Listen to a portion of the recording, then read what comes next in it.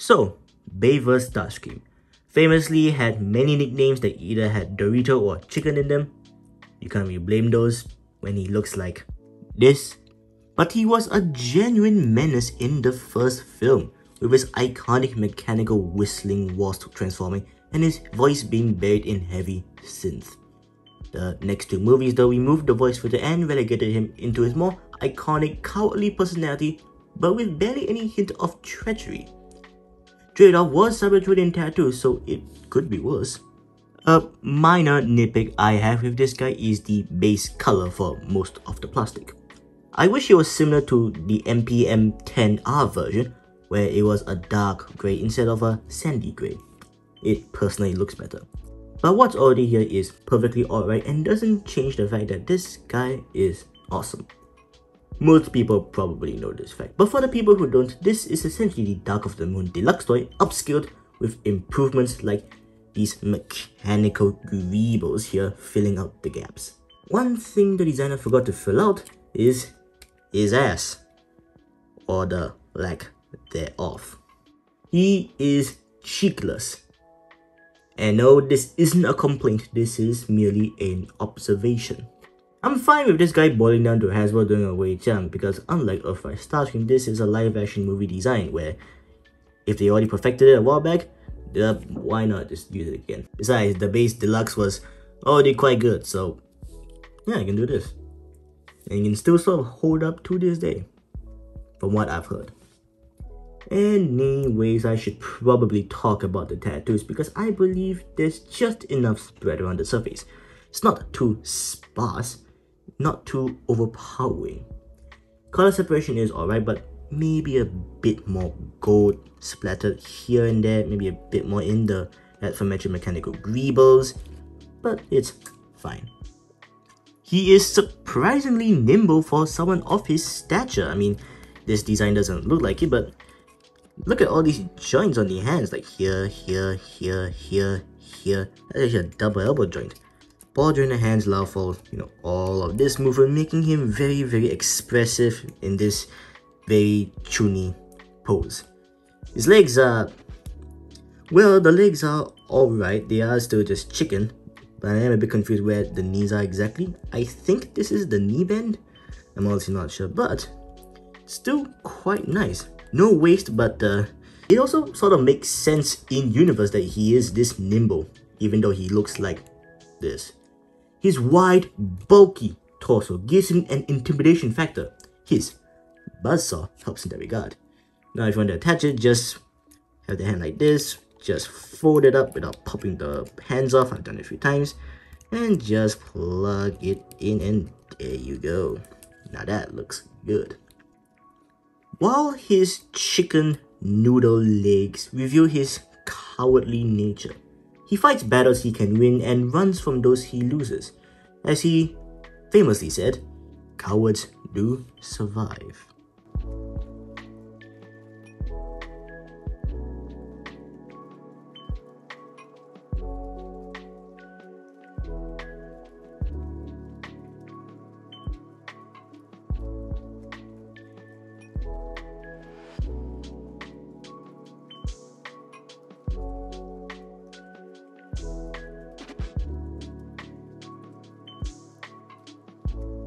Transformation is just tucking the body under a blanket in the shape of a jet, resulting in this. But then again, most retail jet formers are basically just that. It's not the worst one out there. It's relatively clean-ish, and the arms sticking out over here act as nice handles for swooshing him around. It's actually quite fun just playing with him as a jet. And I think that is a great thing. More Cybertronian tattoos reveal itself covering most of the raptor's surface. My one complaint, which is minor, but the tats sort of stop suddenly. Like this area right over here. It's the thigh area with no tattoo in robot mode. And it looks like these lines are supposed to continue, but don't.